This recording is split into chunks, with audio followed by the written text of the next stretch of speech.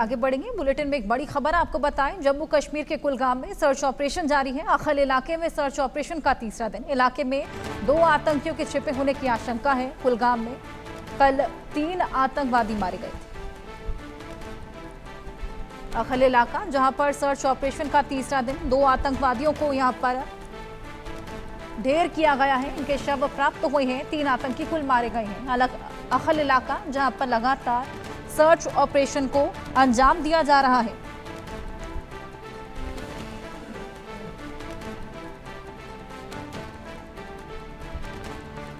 तीन आतंकवादी मारे गए। सेना का यह बेहद बड़ा प्रहार। आतंक का नामो निशान मिटाने के लिए लगातार कवायदें चल रही हैं।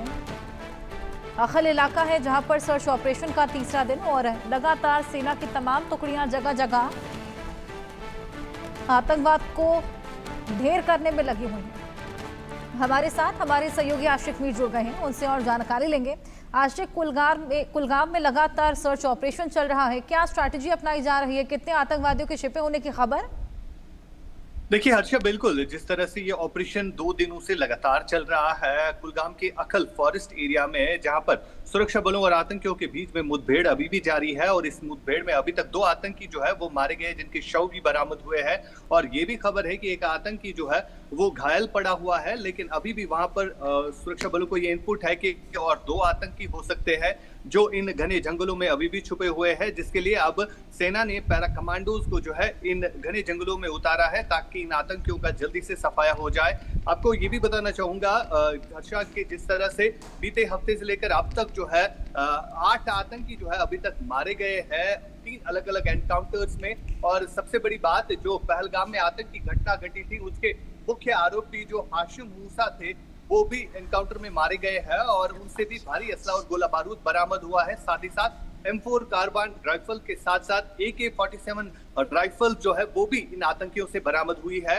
और अभी तक जो है लगातार घाटी के अलग अलग हिस्सों में, खासतौर पर अगर हम दक्षिणी कश्मीर के कई इलाकों की बात करें, वहां पर अभी भी सर्च ऑपरेशन जो है वो कंडक्ट किए जा रहे हैं। और इसके अलावा अगर हम लाइन ऑफ कंट्रोल के एरियाज की बात करें, जिनमें बांडीपोरा, कुपवारा और बारामूला शामिल है, तो इन एरियाज में भी सुरक्षा जो है वो बढ़ा दी गई है। लगातार अटेम्प्ट्स किए जा रहे हैं इन्फिल्ट्रेशंस के, जिनको सुरक्षा बल जो है विफल बना रहे हैं। और फिलहाल अगर हम घाटी की ओवरऑल बात करें तो लगातार यहाँ पर सुरक्षा के कड़े प्रबंध जो है वो किए गए हैं, क्योंकि लगातार जो इनपुट मिल रहा है कि आतंकी किसी बड़ी घटना को अंजाम देने की साजिश रच रहे हैं, जिसके चलते अब लगातार जो है एंटी टेरर ऑपरेशन जो है घाटी भर में चलाए जा रहे हैं। हर्षा, बिल्कुल, लगातार घाटी भर में ये सर्च ऑपरेशन जारी है। आशिक, 3 दिन से ये सर्च ऑपरेशन चल रहा है, अभी तक क्या कुछ मिल पाया है और कौन से संगठन के आतंकी जो कि पकड़े गए हैं?